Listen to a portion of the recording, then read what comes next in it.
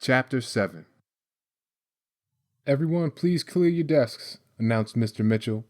"It's time for a quiz." The class groaned.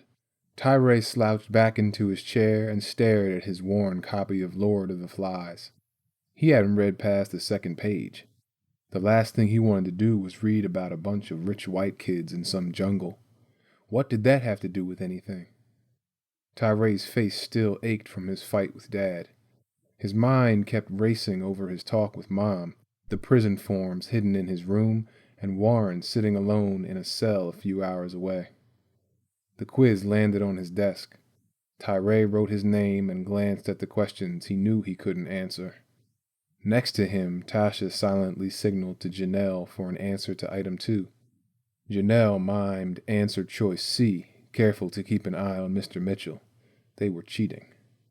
Tyray had seen it countless times and never cared, but now, after everything, it suddenly annoyed him. Tasha and her friends would get another good grade while he would get an F. Then they'd act as if they were perfect and he was a loser. But it was all fake.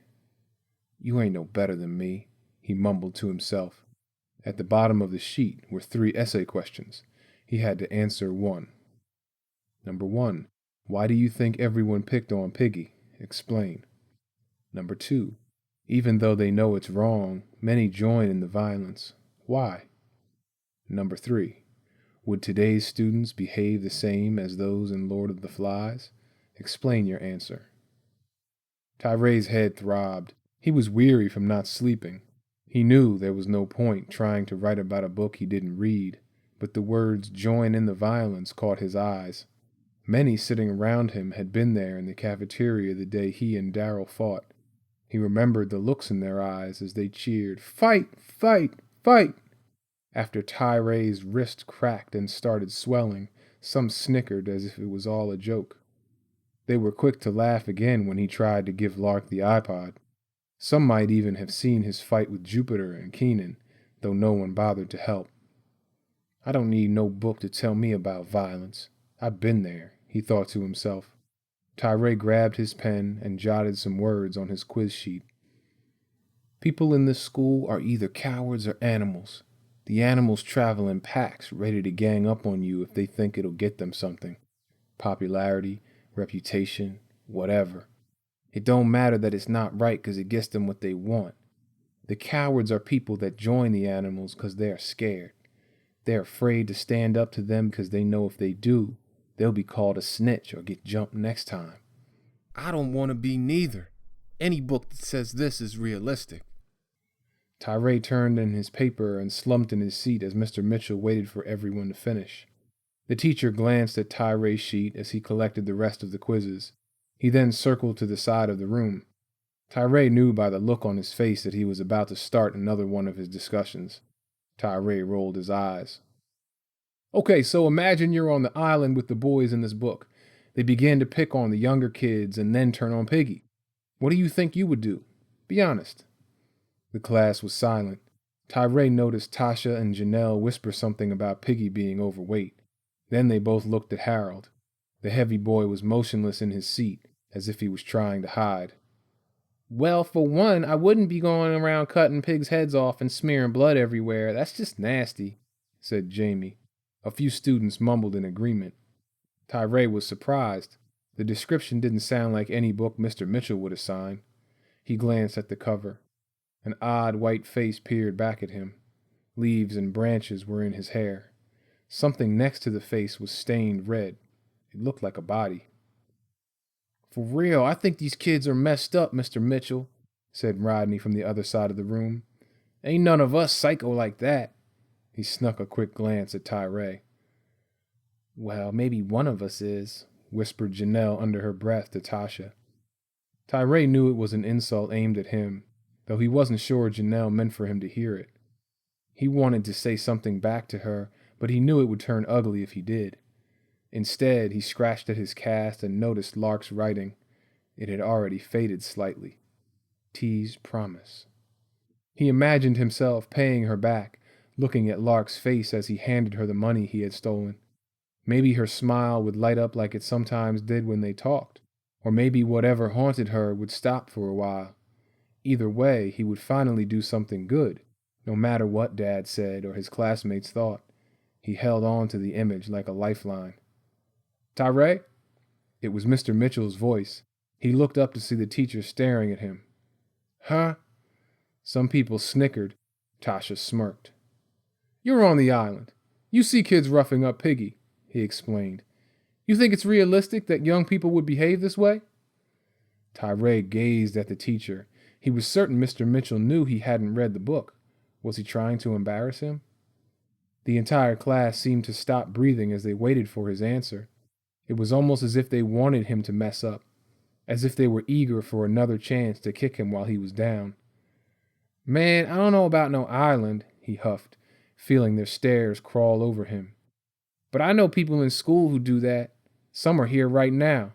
Happens every day. Everybody knows it, but they just keeping quiet because they don't want to snitch," he said, thinking of Tasha's quiz and then of Londell James. People everywhere were doing something wrong, and other people knew it but said nothing. "I hope you ain't acting like you're any better," Jamie said, looking over at Darryl. "Not after what you've done." "Easy, Jamie," Mr. Mitchell said, cautioning her. Tyray sat up in his seat, ignoring the teacher. "I ain't never said I didn't do nothing wrong, but some of you are acting like you're saints or something," he snapped. "Who's ganging up now, huh? But it's all good. I don't need no little gang to hide behind," he said, unable to hide the bitterness in his voice. "I don't need none of y'all." The class hushed as if Tyray's words sucked the air out of the room. Jamie's jaw dropped as if she couldn't believe what she had just heard. Tyray didn't care. He leaned back in his chair and stared down at his cast. Mr. Mitchell nodded thoughtfully. "I never said talking about this would be easy, but it's important. It's how we learn from each other, so I ask that you show each other some respect. Now, according to Tyray, what we're reading isn't that different from our own school," he said, holding his copy of Lord of the Flies. "What do the rest of you think? Is Bluford that rough?" The room was quiet for several moments. Tyray squirmed, waiting for the class to end. Finally, Darryl Mercer spoke up. "It can be," he said, eyeing Tyray, "but not usually in class. It's what happens after class or in, like, the bathroom or the gym." "Nah, it's rough everywhere," added Harold without turning his head. Tyray had hardly ever heard him speak in class, even when other kids teased him. Mr. Mitchell asked for more people to comment, but Tyray stopped listening. He'd had enough. All the talk didn't fix his problems at home. It didn't free Warren or stop Tyray from getting robbed. It didn't keep guys like Jupiter and Londell from messing up his neighborhood. It was all just a waste of time. Ring! The bell blasted overhead.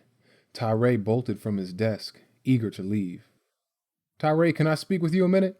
Mr. Mitchell asked, stopping him before he could reach the door. "Not again," Tyray thought. "I don't want to be late, Mr. Mitchell," he said, pretending to care about algebra. The teacher stared at him. Tyray was sure he saw the marks on his cheek, his swollen lip. There was no way he could hide them. "You okay?" he asked finally. "Yeah, why are you asking?" Tyray grumbled, throwing the question back at him. "Look, I need to get to my next class. I got a quiz today." "Tyray, is there something else going on at home or—" "Like what? What you think is going on, Mr. Mitchell?" Tyray snapped, looking at the teacher in his blue button-down shirt, khaki pants, and jungle print tie. Tyray took a step toward the door. "You're not alone, Tyray. There are people to talk to, like I mentioned before." "Just shut up, Mr. Mitchell," he wanted to say. "What do you know about anything?" His eyes locked on the stack of papers on the teacher's desk. Tasha's paper was on top. Mr. Mitchell had written the words, "See me," in the corner in red ink. "I don't need to talk to anyone, okay? I just need to get out of here," Tyray blurted. "And go where?" Tyray shrugged. Why wouldn't the teacher just leave him alone? "I hate to break it to you, Tyray, but there are a lot of places in the world worse than school. I hope you never have to see them. Ask Warren. I know he'd agree with me." Tyray looked up at the mention of his brother. "What you know about him?" "I remember him well, Tyray. He was a smart young man with a promising future." The last thing he'd want is for his little brother to end up where he is now. School isn't perfect, but it's the best way to avoid that path. But you gotta do your part, Tyray. I can't do it for you. Man, whatever, Tyray replied, gently kicking the edge of the desk. Look, Tyray, we don't get to pick the hand we're dealt, but we still have to play our cards. You hear me? You got choices. Every day you're making them, whether you know it or not. Right now you're choosing to fail my class, and you're pushing everyone away. I suggest a different choice. Do your work in here. Talk to someone. Your description of this school isn't right. Not everyone here is mean. Some of them would be friends with you in a second if you let them. The teacher looked at Tyray's cast as he spoke. Find good people and open up to them. For an instant, Tyray imagined school without everyone hating or looking down at him. He couldn't believe that path was open to him. It was for Darryl with his wrestler friends, or maybe even Harold with his grandmother who watched him like a hawk. But not for me, Tyray thought, remembering what Dad had said. Man, you don't get it, Tyray answered, trying to clear the image from his mind. I don't need them. I don't care what they think. I hear you, Tyray. I get it. You don't need anyone, right? He asked, crossing his arms and nodding for a second. But let's be real. How's that working for you? Tyray hated Mr. Mitchell's question. What did he know? He wasn't there on the playground years ago when Tyray was an awkward kid people used to tease. He wasn't there last year when Warren was dragged out or when Dad's anger spread like cancer in the house. He wasn't humiliated at school, robbed on the street, or worried if his brother was okay. He never stood in a misty alley holding a gun to his own head. It was all a tangled knot Tyray couldn't unravel, let alone describe to his teacher. And yet he couldn't shake Mr. Mitchell's question. How's that working for you? Sitting there in the empty classroom, Tyray knew it wasn't working. Not at all. He had no real friends and no one to talk to. The sad truth came crashing down on him in heavy waves. Tyray couldn't stand it. Yo, I'm sorry, Tyray said, trying to mask the pain with a smile. Maybe you help Darryl with what you're saying, but that don't work on me. I ain't like him, okay? Just 'cause you came to my house don't mean nothing. No disrespect, but you don't know jack about me, Mr. Mitchell, Tyray said, clenching his jaw to hide his emotion. Sadness filled his chest until it felt as if it would burst. No one does, he almost added. Overhead the bell rang and students lined up in the hallway outside the classroom. Tyray took a deep breath and turned away just as Mr. Mitchell handed him a hall pass. It was already filled out with his name and his next class. I might know a bit more than you realize, Mr. Mitchell said.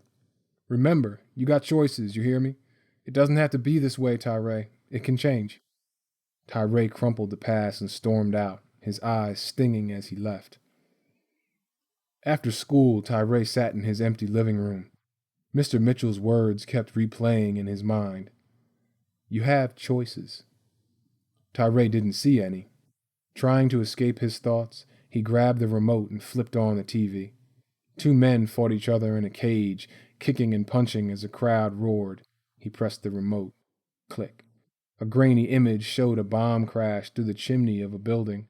An instant later, the structure became a fireball. Click. Two women on a talk show were screaming at each other. Suddenly, one stood up, cursed the other, and slapped her face. The audience hooted and cheered. Tyray switched off the TV, his broken wrist tingling. He wished he could escape the house, just as Lark said, but there was no way out. He heard the rumble of Dad's truck outside. Quickly, he retreated to his room as the front door unlocked. Tyray heard the familiar slap of his father's keys on the table. Tyray, he called. You here? Yeah, he hollered back. Come here, Dad said. I want to talk to you about something. Tyray felt his pulse quicken. What if Dad found out that Mom had given him papers to visit Warren? What if Mr. Mitchell called and told him about his falling grades? He braced himself as he walked into the hallway. Why didn't you tell me about this? His father was holding a piece of paper. It was Tyray's half-completed application from Fatburger. He had dropped it when he and Dad fought. Tyray shrugged. You never gave me a chance, he replied. His father stared at the paper as if the words stung him somehow. You serious about working? It's the first time I ever heard you say you wanted a job. Yeah, I'm serious. I gotta pay back Mom, remember? He replied. He didn't want Dad to know about Lark. But it don't matter. They ain't gonna hire me. Why not? He explained what Selma said to him about his broken wrist. Well, Selma don't know what she's talking about. Huh? I know the owner over there. Known him for years. Sometimes my crew goes there for lunch. Anyway, your mother and I talked last night, and I called him today. He said he could use help weekends. You want to work? You be there at 9:30 next Saturday for training, Dad said. For real? Tyray couldn't believe his father's words. Yeah, Dad nodded. But you're still grounded. This is for work only, and just on Saturdays, you hear? If I see any nonsense from you or your grades slip, we're going to drop this real quick, understand? Don't worry, Tyray replied, glancing down at his cast.